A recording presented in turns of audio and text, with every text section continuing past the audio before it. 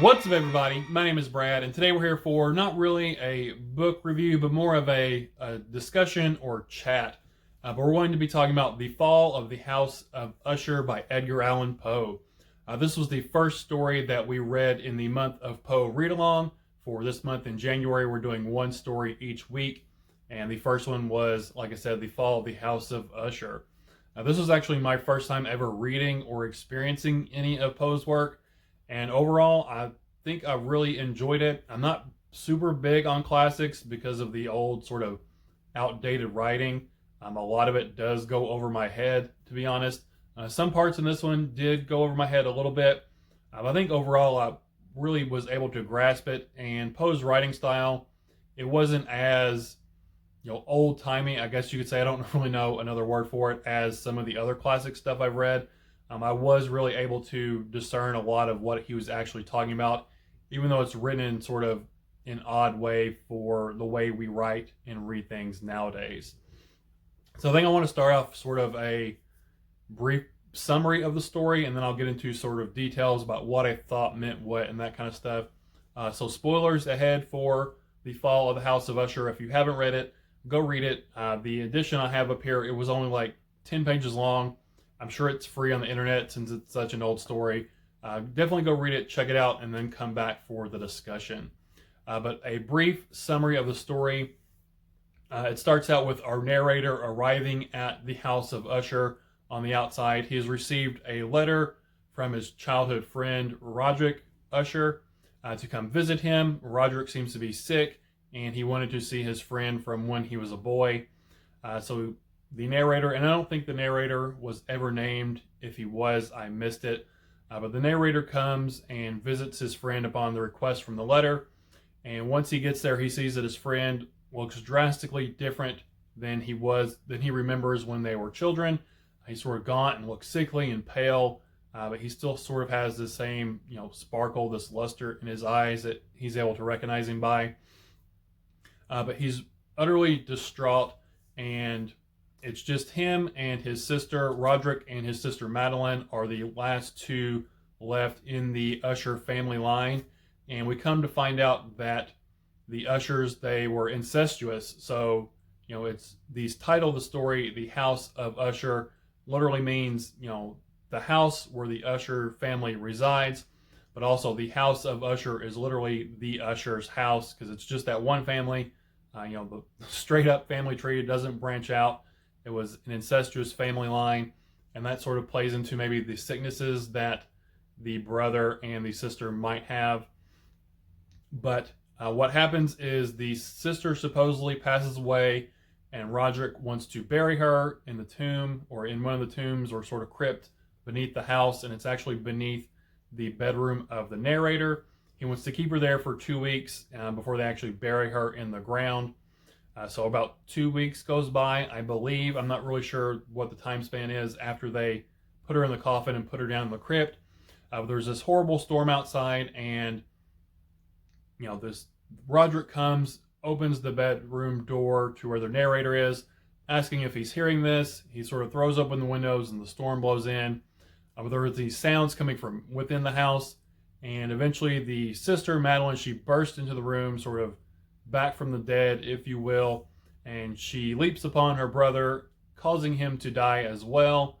And the narrator flees the house and turns to see the setting of the sun, or maybe rising of the sun, showing through this crack in the house, and then the actual house itself crumbles down into the tarn, which is like this lake or pond, body of water.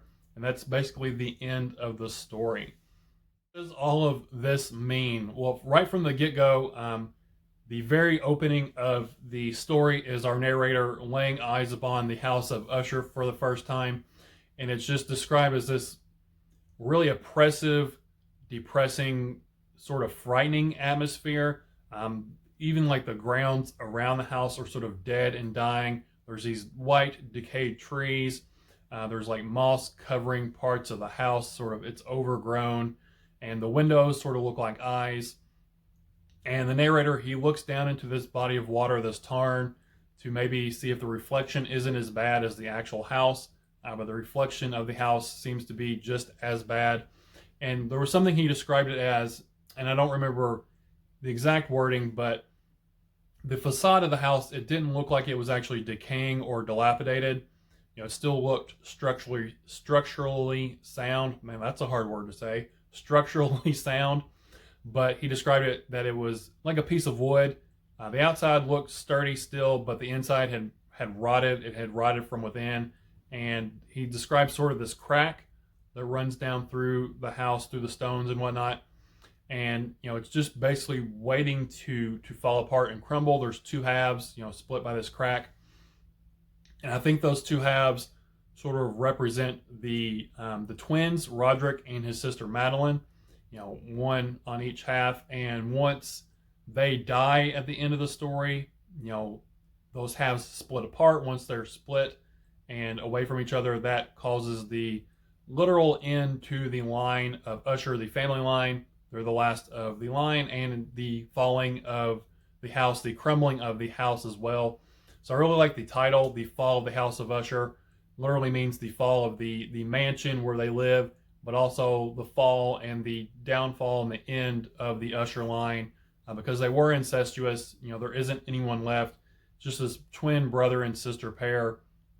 And at the end of the story, it's the downfall of that family line. I really like that.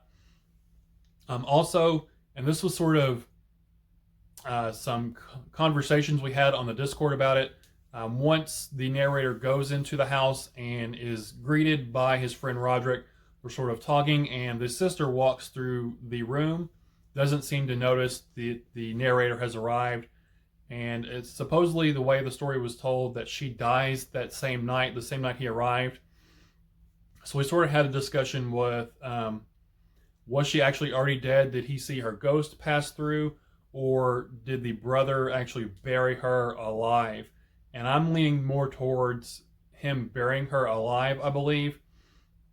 There was something about when they put her in the coffin and they sort of opened it once she was down in the crypt to look up on her. It was something like that her cheeks were rosy and she sort of had a smile on her face, which was sort of, for me at least, hinting that she was still alive, with the rosy cheeks.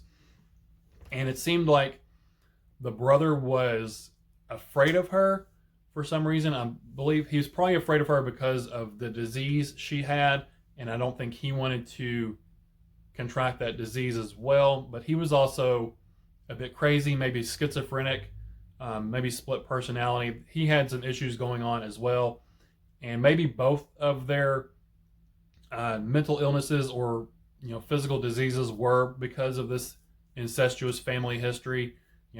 Not breeding outside of your own family line, that usually tends to cause diseases and birth defects and that kind of stuff.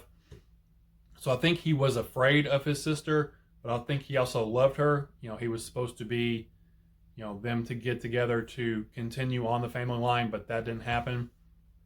So I think he was afraid of his sister, and I like how that sort of comes into play at the end of the story. Once she comes out, and this is if she is in fact buried alive, she climbs and claws her way out of the coffin through the copper walls of the crypt and opens the door, and those are the noises they hear in the house at the end of the story while the storm is raging outside. She bursts in the door and falls upon her brother, and it's literally the fear itself is what kills him. He's afraid of his sister. She comes in and she's what kills him in the end. So it's like fear itself killed Roderick, was sort of poetic. I like that circle that Poe sort of created there with the story. Overall, I really enjoyed the story. And like I said, it does have some parts where, was she actually already dead? Was she a ghost? Was she living? I think she was living. I think she was buried alive. And I like this sort of dank, rank, depressing, oppressive atmosphere. It starts to sort of wear off on our narrator. He sort of starts to take on sort of the traits of schizophrenia. It's like Roderick and his illness is sort of rubbing off on the narrator by the end of the story. I'm not sure how long he was actually there for, if it was the full 2 weeks that he wanted to have the sister in the crypt before he buried her, or if it was a shorter time. but some of that seems like it starts to wear off on the narrator, and he's able to flee and get away from that by the end with the crumbling of the house. And I liked how, again, I'm sort of repeating myself, sort of rambling, but it was the literal fall of the family line, the house of Usher, and the mansion itself. He's running away, the house is starting to fall. Now this wind is sort of rocking it back and forth and blowing it, and it's that crack he saw at the beginning. The two halves of the house, the brother and sister, they're dead, they've split, and that causes the house to crumble and fall.